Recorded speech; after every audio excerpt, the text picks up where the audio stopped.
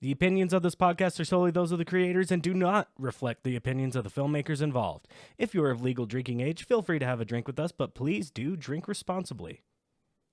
You're listening to Cole-astic Cinema. They're heading for the canyon. They're going back to the Citadel. It's a bold strategy, Cotton. Let's see if it pays off for them. Damn you, Salazar! With your hosts, Fabian Salazar. Like I said, I still have pneumonia. And Cole Butterfield. And they're all going to bond over this amazing soundtrack with Lit and Power Man 5000 and Creed that's actually not on the soundtrack, but we'll just feature it heavily like it is. Where we talk about movies. Most of the time. Yeah, I'm walking into this blind. I know nothing about this movie. I know too much about this movie. So come along for a ride and have fun.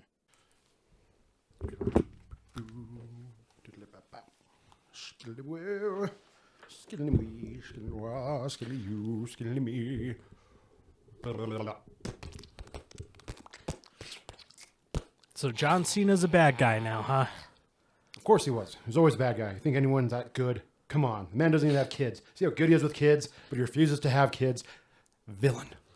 He was the most, he has the most Make-A-Wish Foundation wishes granted. Yeah. Yeah. Monster. This man is a fucking monster.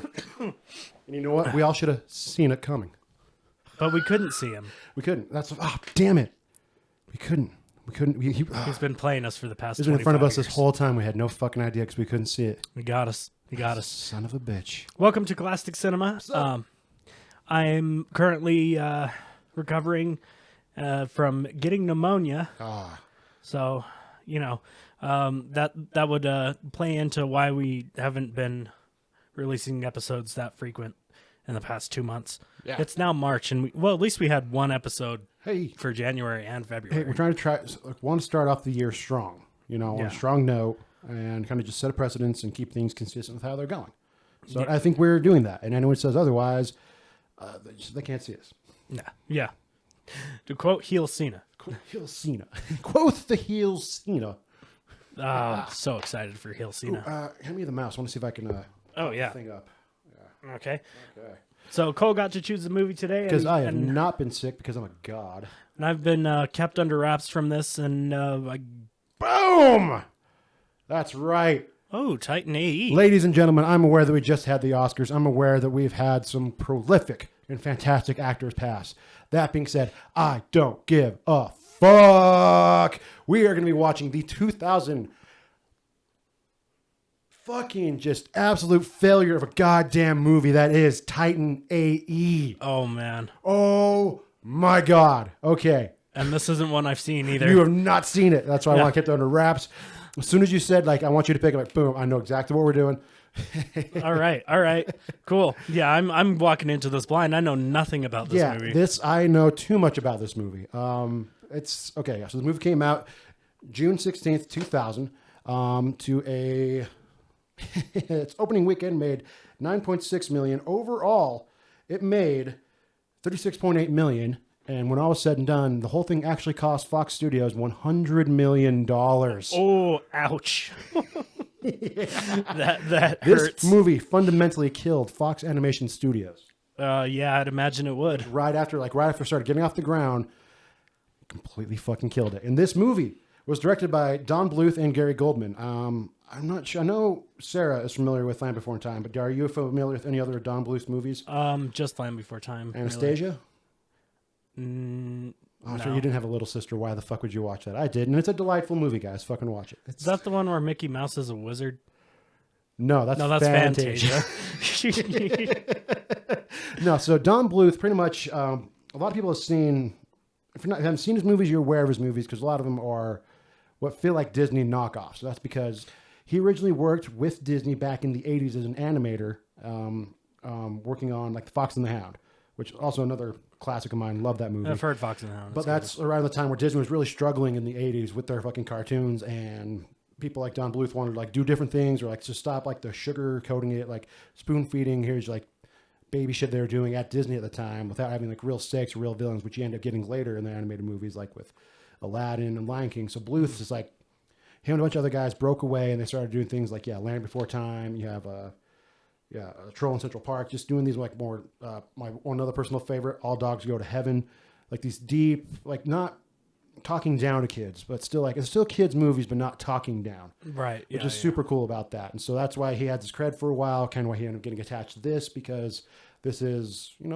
clearly a fucking kids movie, but does tackle, like in a lot of his movies do tackle certain things that kind of like more adult, make you think about stuff. That's why I super like, especially like anyone who's watched Land Before Time, you know how devastating like the first 15 fucking minutes of that goddamn movie are. Yeah. And as a kid, it's just like, oh my God, death is everywhere. Anywho, this has a fuck ton of writers, and that's that's part of the problem with the budget for this movie. Because too many chefs in the kitchen. Ben Edlund, John August, Joss Whedon, Hans Bauer, and Randall McCormick. So they had this originally. This movie started off as a live action movie, which is why I had like Joss Whedon and a lot of those guys working on the story and the screenplays for that. Which is why they started throwing money at them, because those guys are not cheap, even to get them to work on your stuff. Yeah, this is 2000s. Fucking Whedon's got like Buffy, shit like that. Like all these people have a bit of a stuff underneath them. So throwing some money to work on this live action thing, they end up scrapping all that, switching it over to an animated, from live action straight to animation. Do you think Whedon took a lot of this movie, or at least some of the ideas and concepts, and went and did Firefly with it? Or oh, absolutely. I mean, yeah, but as we'll see, we'll talk about that. I would love to bring that up later when we get to the movie, since you haven't seen any about it. There's certain aspects which this movie's going to feel familiar, even though you haven't seen it. Okay. There's certain aspects that are very just, especially since this is now 25 years old. That's right. I can say that I'm getting better with my aging. It is 25 years old. That's right. I don't know if this necessarily has built up a cult following since then. I do know that there are some, people who will go to bat for it, most likely because of the rose-tinted glasses. And I've watched it recently, and I'll give my report on that a little bit later. I want to keep it short, sweet. I don't want to get into the movie because I've got so much to say about this motherfucker. But this also stars, this is why I need you doing the Made For starring who, because I'm bouncing all over the fucking place. That's good. This stars, also another reason why this costs so fucking much, Matt Damon, Bill Pullman, John Leguizamo, Nathan Lane, Janine Garofalo, Drew Barrymore, Jim Cummings, and a whole bunch of other motherfuckers. This is a stacked fucking cast. A movie set with both traditional animation and 3D animation, which was really starting to blow up at the time with like Pixar and stuff. So they're trying to combine that, trying to, let's jump on that gravy train, let's go. Thus, $100 million later. Yeah, trying to throw everything at the wall, see if something sticks. And they went like heavy hard on advertising. Like they had a video game in the works. They were talking about like they had like toys and just like constant, like you were going to want to see this movie. This is the next big thing, which is something that Fox does so often. And always, every time they go that hard on it, they always drop the fucking ball so many fucking times. And like with Deadpool, no, didn't drop the ball on that. But like all the X-Men movies, like in the reboot, remakes, prequel ones, like the Dark Phoenix saga, there's like just advertise. The movie's not going to bring any of that shit in, guys. Yeah, that's also like once you get into the ideas behind filmmaking and marketing, if you're seeing constant ads beating you over the head like come see this movie, it's one of the big reasons is the studio's afraid they're not going to make their money back, so they have to advertise it as much as possible to get butts in seats. Oh yeah, but that also costs money, which is just what a interesting industry. Yeah, spend more money to make back at least the money, if not more money than the money that you spent on that. So I got to spend money to make money. Of course, but they just went so hard for this movie, and like a third of the budget was made back. It is fantastic. I am so excited. I don't know if you're going to hate this movie or just be bored. I don't know. It's also the soundtrack. That's before we get into soundtrack, like that's an interesting thing to think about because the studio's going to get their money back. Oh yeah. But well, that's why they just cut out they just pretty much just foreclosed Fox Animation, made the money back there. Yeah. I think it was opened in like Phoenix or something like that. They opened up an animation studio there, and then just like, all right, they're going to do this, and then they just started like completely narrowed their windows. Then they let with the last 3 months, let everybody know they had like 66 animators left. Let everybody know, oh, by the way, when this is done, you're fired. This company doesn't exist anymore. Yeah, and then somebody somewhere is getting sued. Oh yeah, but also to their credit, those animators stuck it out and finished the fucking product and made it all on time. Yeah, good for them. So even though the people above them fucking suck, yeah, when you actually have a passion for an art, you'll just see it through sometimes, even though the industry doesn't reward you for it. Yeah, maybe we can get a little clout behind this. I think it's. I don't want to go into what I think about the movie, but like, yeah, it's. I'm so excited for you to see this movie. All right, what do we got about the soundtrack? Soundtrack is the pinnacle of 2000s divorced dad butt rock. They in their brilliance, Fox released a 2.5-minute trailer that describes nothing about the plot. It's just images and like scenes from the movie set to Higher by Creed. Oh, goddamn. Oh my God, ladies and gentlemen. The future divorced dad in me forgot about this soundtrack. I was thinking of like something by Disturbed, something by like, but no, we get Creed. All right. No, bud. We're going full butt rock on this one. Watch I gotta find that trailer. That would be funny. Just watching the trailer, nothing just describes nothing. Can I take you higher? It's just like you got like spaceships and stuff. You got energy beams. People running around. No one really saying anything. Everything silent in the background. And just Creed playing with, in theaters this Friday. What the hell was that? Titan AE. Get ready for the human race. June 16th, 2000. Is this like a space? Is this a new amusement park? You don't need to know. Creed was involved. Just know. Be ready. Be ready for the human race. Are there people coming to my house? Doesn't there might matter. be. Could be. And what does the AE mean? You'll find out pretty quickly. And when you realize it took you that long, you're like, I should have figured that out a lot fucking quicker. God damn. Is it After Earth? Yes! It confused a lot of fucking people. Okay. Yeah, but no, it's After Earth. We've had 25 years. It's After Earth. But I remember back in the day when I was just a young man of 9 years old, I remember people being confused on the playground, wondering, what the fuck does AE mean? But we didn't say fuck back then because we were, 9 years old and Mormon. So it was more like, what the flip? The flip's going on. What the flip's going on at this What is an movie? AE? Creed is awesome. Alien experiment? That'd be fucking cool. After Esus, did they drop the J? After Esus. After Esus. You didn't say Alec Baldwin, did you? No. No, that's Final Fantasy. That's Final Fantasy. Oh, fuck. I forgot to mention someone else is in this. God damn it. Fucking Tone Loc also does a voice in this. Motherfucker, the Funky Cole Medina. Oh, no. Oh, my God. You're making me feel so old right now. I already get that. Tone Loc, the rap artist, Grammy for Funky Cole Medina. He's got a nice, dark, raspy voice. I think he was also like, he was in Surf Ninjas. And oh, my God. Oh, that one's missing me. I'm so old.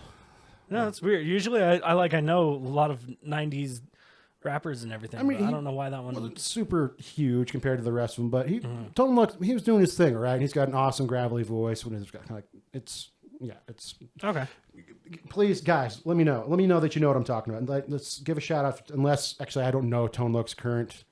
Yeah. We're not up to date on his current activities. Mind. But I will acknowledge that he was in this movie. I don't know what he has done since, or if he's even still alive.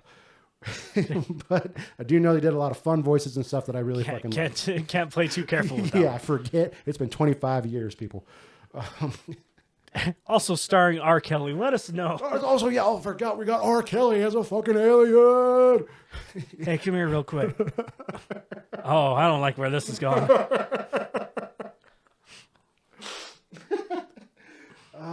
Let's see.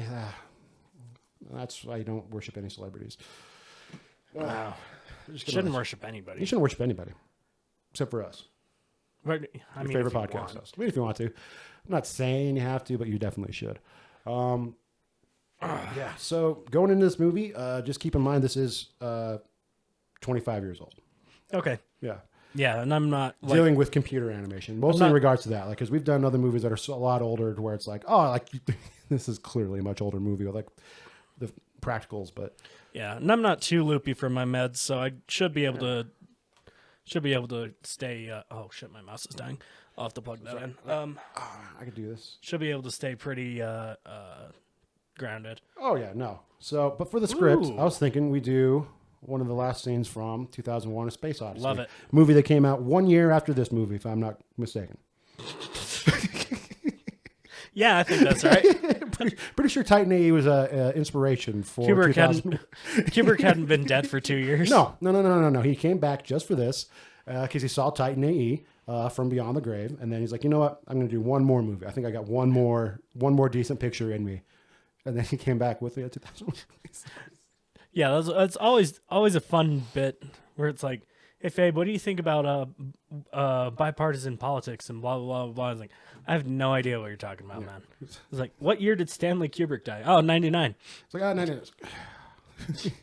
What do you think about the current crisis that's facing a lot of nations in the world? I don't know about that, man, but I know there's no way in hell he made this movie in 2001. Dude was dead for 2 fucking years. No, I can't tell you what's going on in the Ukraine, but I can tell you that Viggo Mortensen broke his toe. When kicking, fucking yes, we can all tell you that. We all know that one. You're not special for that one. Okay. Yeah, but also, also another movie I have not seen, but I thought this would just be fun. I'm going to hand that back to you. Yeah, I know I should have seen 2001 at this point, but I Throw it on the list. I haven't seen it. Is I haven't seen it yet. This is like one of the first ones on the list. Okay, I'm gonna start here. One of the first ones on the list, and to pay homage to the great Stanley Kubrick, the amazing writing, like a groundbreaking and seminal sci-fi film, we'll be watching Titan AE. Yes. And then to make it even better, we will be reading the script instead of the motherfuckers that actually did it and did it well. Okay, so you want to be Robit or do you want to be Bowman? What? Oh, you want to be Hal or Bowman? I'll be Hal. Want to be Hal? Yeah. You think, with the cold going on right now, you've got that. Yeah, it kind of makes me sound a little alien. Yeah, there we go. Okay. Robotic. Okay. So yeah, this is towards the end. It's obviously not like verbatim what we got in the movie. Only because I looked up the scene and then read the script. I'm like, okay, that doesn't quite match up or whatever. Okay, so I will be Bowman. Bowman. POV. The same POV from the last scene. We see Bowman rise and come to the eyes. Ease? Keys? Eyes? Ease? Keys on Ben Eyes? EYS. Maybe it's something from before. I don't know. He stares into the eye for some time. For some time, King. For some time, King. Stare at it, King. The camera comes around to Bowman's POV, and we see the display showing the Earth off-center. Cut again to fisheye view from the computer. Too bad about Frank, isn't it? Yeah. Yes, it is. I suppose you're pretty broken up about it. Yes, I am. He was an excellent crew member.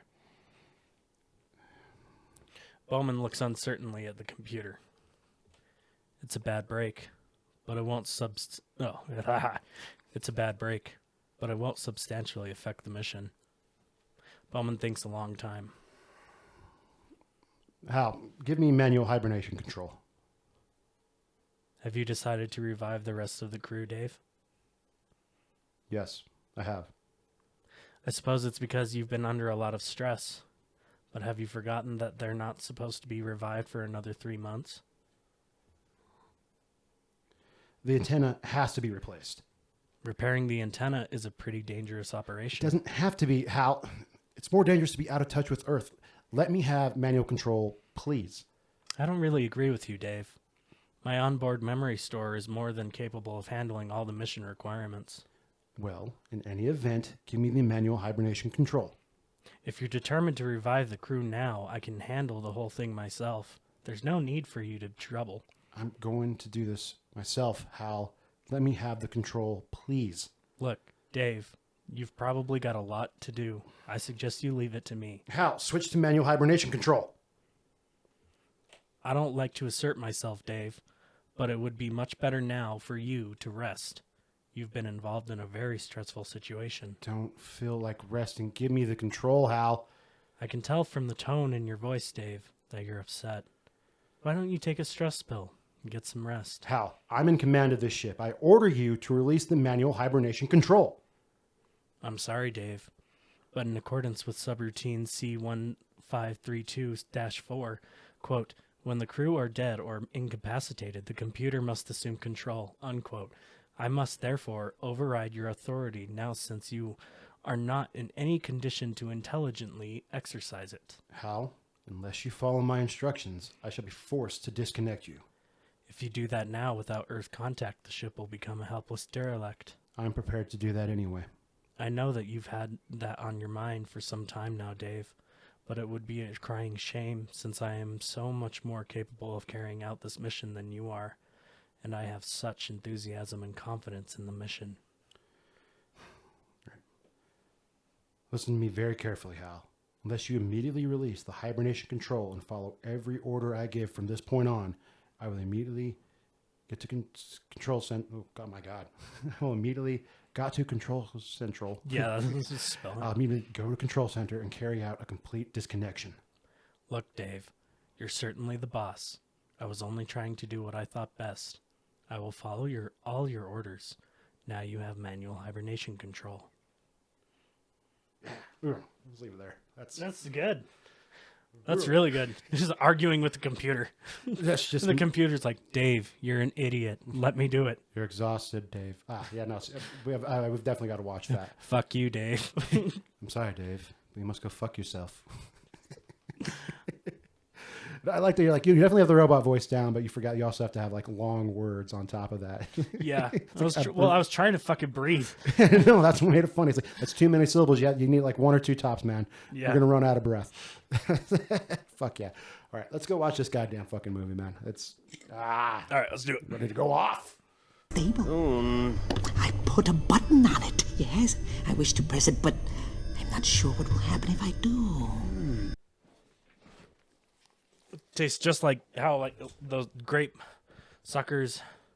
Any grape sucker, really. Any grape sucker. It's artificial As opposed grape. to the naturally flaked grapes. That wasn't a natural grape. That was flavored hang on. sucker. That was a lot of words. Like I said, I still have pneumonia. Luckily, I'm a god. I don't have to worry about getting sick. I'm still just trying to. Yeah. Luckily, pneumonia is not an infectious disease. Yeah, even then, I don't have to worry about getting sick. I'm amazing. Yeah, that's why you didn't get sick last time. Yeah, I know. It was like you were gonna get me to say, yeah, he won't get sick. Yeah. Well, little did I know. No, he couldn't get sick. I can't get sick. Yeah, no, I've shared joints with people with like fucking COVID and like I'm fucking mildly being sick and shit. Like, yeah, no, I can't get sick. I haven't been sick since I was 27. If you think you can get Cole sick, and don't give him like a permanent STD or something. No, not that kind of sick. All right, I'm talking about Give him like sick. a cold or something. And I wouldn't call I that- have herpes. I wouldn't say that I'm sick and I had like, oh, I'm so sick. What's going on? I have herpes. Like, no, it's like calling out because it's like, I'm really sick today. Why? It's like, I'm flaring. No, I've got syphilis. Oh, fuck. Well, that explains Yeah, go ahead and take the day, I guess. in the brain or It already spread. It's already it was spread. before the contest. Anyway, yeah, no. I actually had a good time watching this movie. It wasn't that bad. no. See, like I'm glad because I have my notes for sure. Obviously, But, obvious. But no, as far as like it was pretty fun. Yeah, it's fun. Not too bad. It was a fun kids movie. Fun little kids movie. I definitely don't think it's I don't know if it's deserving of cult status. It probably does have a cult following. It's probably for got sure. probably has a cult following a bit. But yeah, let's dive into your notes. I've only got a few. This is mostly just triggering pure memories for me. Okay, so so the Geld, or the dredge. Yeah, no, I was just comparing similarities between the Geld and the Yeah, Reapers. oh yeah, no, they're these are very. But overall, like across the board, this movie was just like there's a lot of Mass Effect in this. Oh which yeah, was pretty fun. Oh, Probably yeah, but it came out 2000. Mass Effect 1 came out what 2006, 2006. Yeah, something like that. So good maybe, but I don't know. Probably not, but maybe you had some influence on it. Could maybe not. If anybody knows, let me know. As always, share your thoughts in the comments. Like, share, and subscribe. Yeah, If you don't mind hitting that notification bell and all that fun jazz. smash that notification bell. Oh, and shout out to the person who shared on our Spotify about our polls. I will be doing the polls for a longer time. Thank you for posting. Polls. Yeah, we got a comment just asking about our polls. I just had them for the minimum amount, so that was a good comment. And I will keep them open for longer. Thank you. Yeah, thank you. Let's see. Oh, laser weapons. So my whole thought process with this was, why even bother getting into cover if the laser weapon just shoots right through your cover? Like in the in the opening, but in the cafeteria fight scene, like the dude kicks over their table and the lasers are just going straight through the table. Well, it takes a few shots for it to go through, which is why he ends up going through the kitchen to drop the weird, just like heavily reinforced fucking curtain between the kitchen and the cafeteria. It's because it takes a few shots. So that finally finally warmed through. You know, like Ah, it hits a little bit. It's making its way in and making its way in. Before you know, it's warmed up. Got that metal all nice and hot. got to and you're break through the hymen. just pounding through that. Now that you've finally Yeah. softened it up, you can just go right fucking through that Right. shit. Okay, I got you. Yeah. The entire thing, which goes hand in hand with you telling me they planned on doing like games and everything with it. Oh yeah. The entire movie is just an RPG story. Oh yeah. Exactly. It's Like it's a good RPG story. I'll give it that. Yeah. Oh well, it's kind of a basic RPG story with some awesome with some fun nuances and everything with it, but it's still fun. oh yeah, still fun, but very very basic. Yeah, From the storyline to the music, score, and the goddamn background. yeah. It's like which 13-year-old nephew of a producer is like, hey, can I throw in some songs in this movie? Yeah, no. My ex-wife said I have to let him help me out with work, or else she's not going to let me see him. Sam, I can't have that. He's still my kid. So yeah, we decided to do a whole montage to Lit. We don't really bond over much, so I figured I'd let him put a couple songs And in. he was kind of angry, so Pyroman 5000 is about as hard as he can go. So we had that for this chase scene. He recommended Slipknot, but I still told him it was like it's a PG-13. It's a PG movie. I mean, you do see some butt in this movie. But Yeah, you have some light nudity in a PG movie. so a little bit down the line, like when they're on the Bat People planet, and Akima falls and Kale, right? Kale with right. the C. The food, kale. yeah, Kale, or Cole with an A. kale, cauliflower. Cauliflower, yeah. Shout out my Dragon Ball fans. But yeah, Kale screams, Akima. I was like, I don't think I've ever heard her name in the movie. Either that or I just wasn't paying Oh, attention. you weren't paying attention because it's Akira. I thought it was Akima. It's Akira. Isn't it? Akira? I thought it's I swear it was Akima. No. Uh-oh. Am I about to make a fool of myself? I thought it was Akira. Yeah, it's Akima. Oh, god damn it. Oh, I was paying attention. Well, it's egg on my face. But I swear that was the first time he said it. No. The first time he said it? Yes. They probably introduced her. Oh, her name was when they introduced her right when as she's trying to fix up Kale in the operating room, and Nathan Lane as a fruit bat is being incredibly aggressively flirty and like trying to lick her and shit. Yeah. It's like guess where Akima is from? Oh yeah, that's right. I did not. It did not.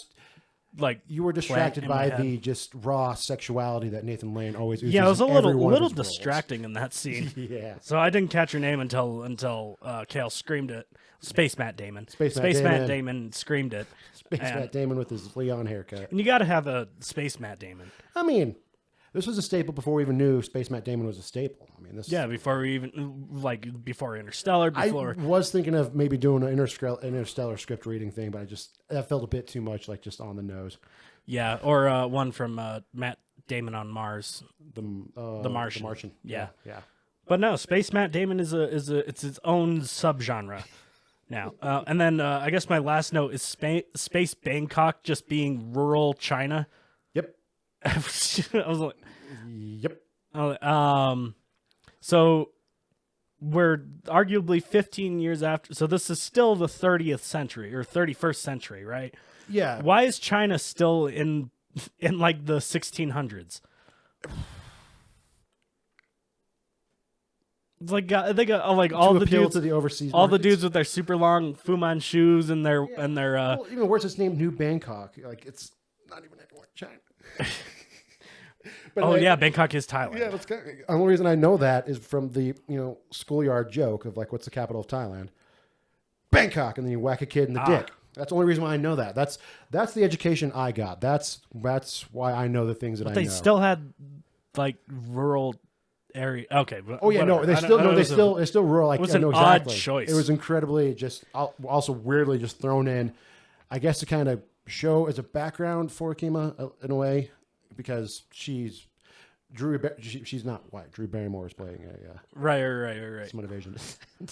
And then I guess that can come full circle. I just didn't understand why, if at their time they left the planet at like we'll say like 30, 45 or whatever. Yeah. They show up or they colonize this basically remote city that somehow is in the 1600s. Did they move? Set in the 1600s on a spaceship. They probably just like, well, because they show you on the Titan, they collect DNA and everything. Did right? they move So they fast probably enough through space to where they actually went backwards in time? Yes, of course. That's the only way to explain it because when Okay. it comes to travel like that. That would also explain why the kid's dad was Pele, and this is still in the 31st century. Just like that cracked the joke. It's like, oh shit, I forgot. Then like, it's like, oh. He actually is. His father actually was a professional soccer. Jesus Christ. Okay. Cheers. Salud.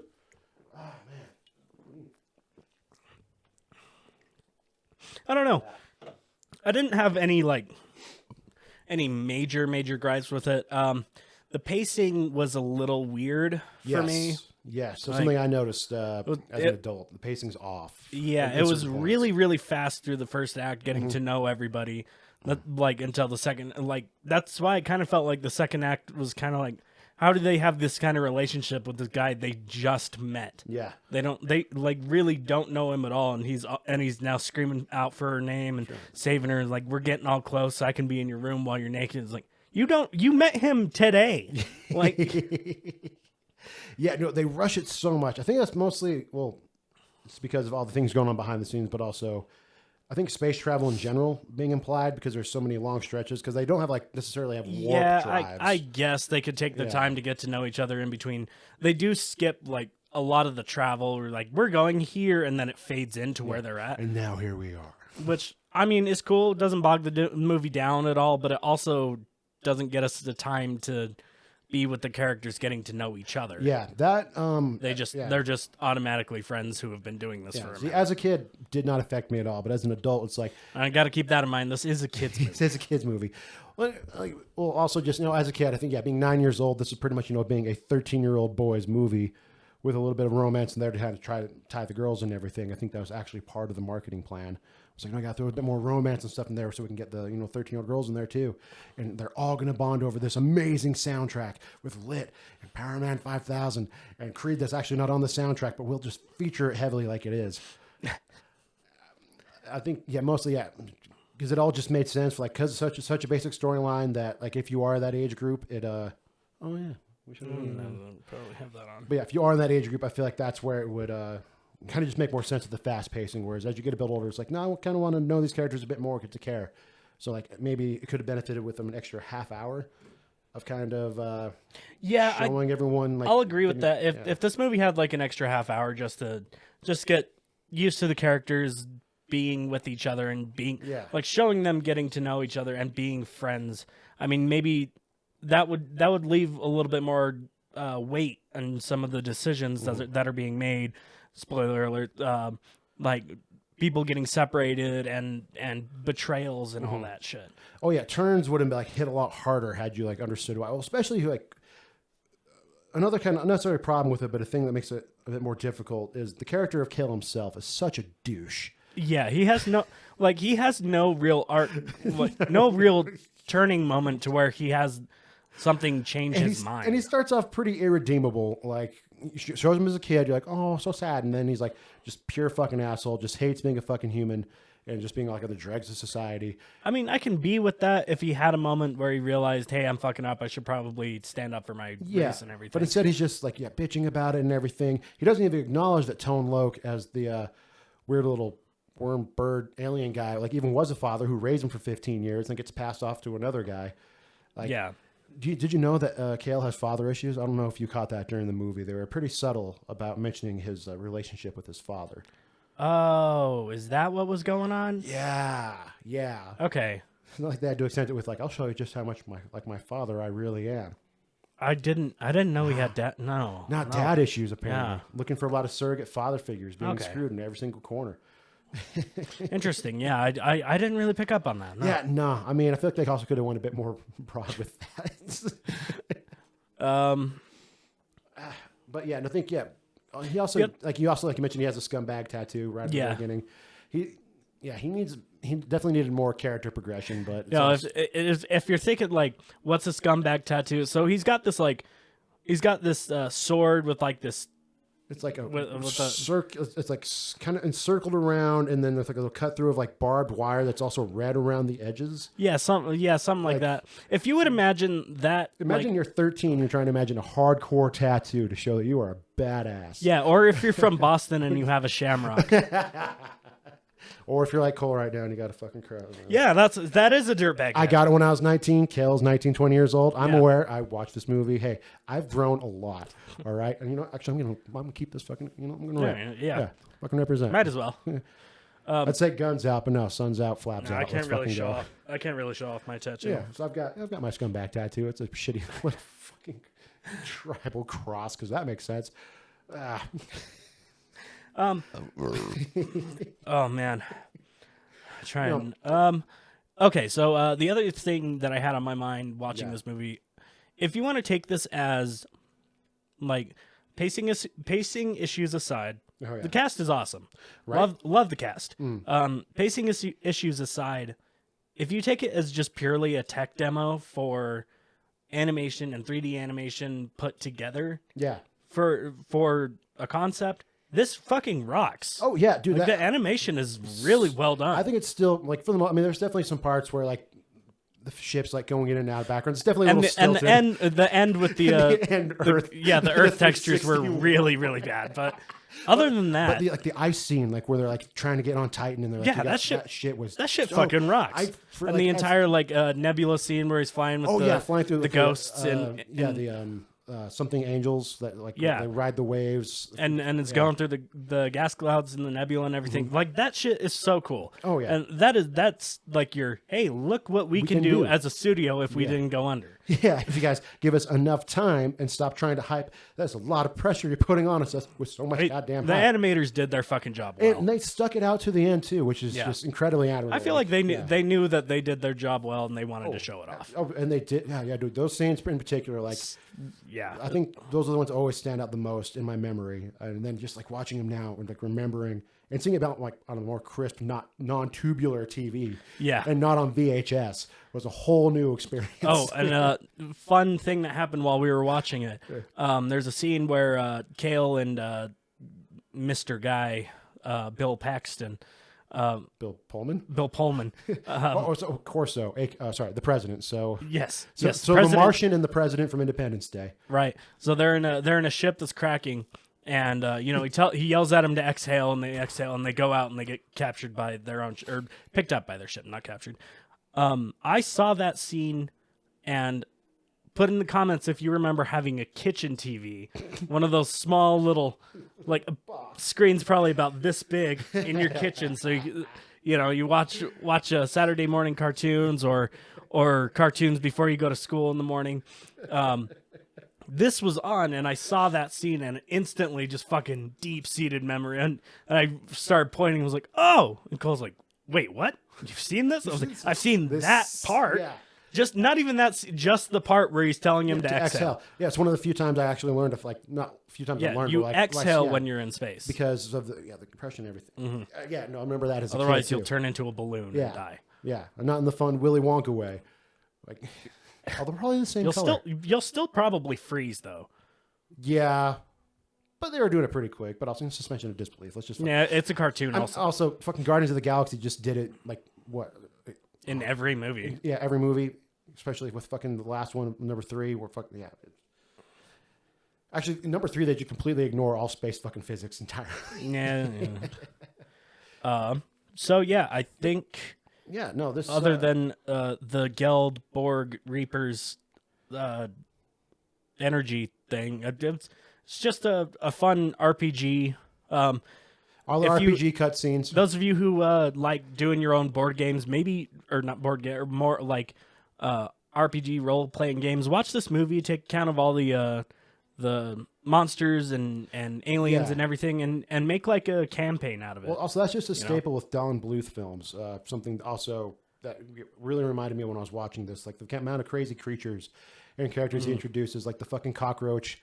Yeah, the cockroach chef. It was fucking Dude, hilarious. I thought we were gonna have like a Chris Rock cockroach chef the whole movie. Sad he got turned into goo. Yeah, no. Oh fuck, it's I think it's Jim Brewer actually does the voice of that. Okay. Yeah, he does the voice of him. But like those are the awesome staples behind a lot of his movies. Like those of you who have seen Anastasia know that. Not so much in Land Before Time because it's a bit more grounded in the age that it's set in. A little bit more grounded in dinosaurs. So, but when he has kind of free range like that, he has a lot of fun, magical, imaginative creatures that he puts forth in a lot of his films.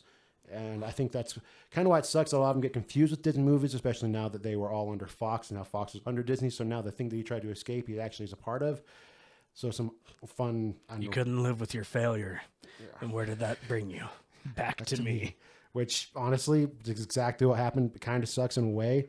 But I highly believe, I firmly stand on the point that Don Bluth's films stand out, and you guys should really check them out. And you got a point with all the Disney animators. Like it looked like a Disney, like what's that one with the dude with the glasses and he's got like a ship or something. Atlantis? Yeah, Atlantis. God, I'm a nerd. The future ship. Yeah, it reminded me of that. Yeah. Which they also, especially like the angular features and everything, the wider eyes, they definitely borrowed a lot from that. Water physics is a big one for me with like Disney movies and stuff. Yeah, like how they treat their water physics. So, which is something for a while Fox did not want in this movie for a while. Like they're very iffy about water physics, but when they do incorporate them in, they do a great job. Yeah, it looks fine. Like in the beginning and in the scene with the hydrogen trees. Yeah, Chekhov's hydrogen trees, and not necessarily Chekhov's kid's invention, but like it was back kind of a way. Yeah. I think that's kind of the quick way of pulling him back into. If it would have played into the plot, yeah, like if they would have taken it to combine the two things to make which is what I was kind of hoping for, yeah. But not necessarily Chekhov's, but I think that's how they fast track him, like forgiving his father. You throw in a love interest who is from who wants to bring back Earth. That's how you fast track that, and that's how you kind of make a semi-redeemable character out of Kel, but as an adult, this guy is a fucking tool. Yeah.